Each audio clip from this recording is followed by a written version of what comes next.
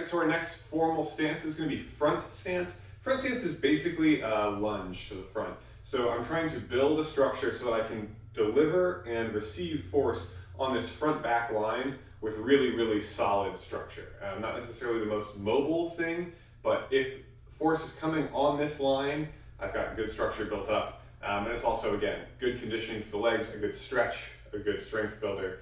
So we use it for a bunch of stuff. Starting from June B, from my ready posture, I'm going to take the left foot, step it forward just slightly wider than what I had been in before, and I'm going to really push all the weight or much of the weight from the back foot to the front foot. So I want about 75, 80% of the weight on the front leg, maybe 25, 30%, 20%, something like that on the back leg. I'm pushing to really straighten that back leg as much as I can. Toes on both feet are facing forward. Some styles you'll see the toe turned out on the back. I think we get a better stretch if I try and turn that forward. So I'm really emphasizing everything's facing the same direction.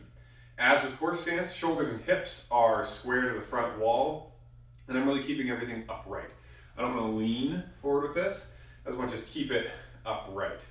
Hands for right now can still be in that same posture, hiding my owl or chambered at my hips.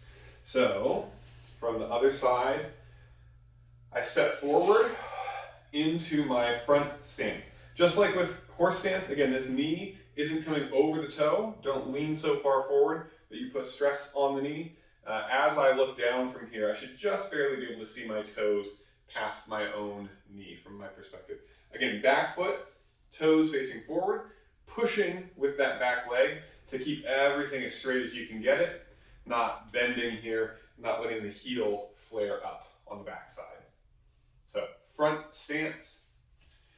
To move in front stance, I'm going to take the back foot and C-step together. So I bring this foot towards my front foot, feet come together, and now it steps out into my front stance on the other side. So feet together, feet apart. If I'm moving backwards, same idea. Feet come together and then go apart. Feet come together and then go apart. And throughout all of this, I can keep my hands chambered. I can be doing blocks and punches. For right now, I'm focused on the feet, so we'll talk about that. So from front stance, I want to step feet together, feet apart, and when I get there, I'm back to that slightly wider than shoulder width distance here. I'm back to back leg straight, toes facing forward, everything pushing together towards that front line. So I can move back, I can move forward, and we'll talk about turns at a much later date. One last thing to note, the level of your head should stay relatively consistent throughout. I want to avoid the feeling of my head popping up and coming down, or dipping low and coming up. We have this saying, keep the low ceiling. Imagine if you had a really low ceiling in your training space.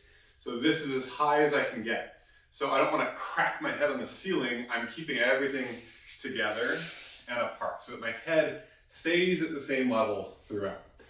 To do that, I let my feet come together and I'm really squatting into this side before I step forward. Stepping back, same idea. I'm not bouncing up and down as much as keeping that low ceiling. So one more time with that in mind. I step into front stance, and then that's the level of my ceiling. So I come forward, I move back, I move back. One last note, as you move back, try not to let the weight shift back too far. So for front stance, I've got 75-ish% on my front leg, only 25%-ish on my back leg. So when I move back, don't push all the weight back and then have to snap it forward to fix it. I move back and I leave the weight on the front leg. I leave the weight on the front leg. Just like when I'm moving forward, I'm transferring the weight to the front leg and it stays there. I'm not bobbling forward and then having to come back. And again, that C step, the feet coming together and apart, can help with both of those pieces.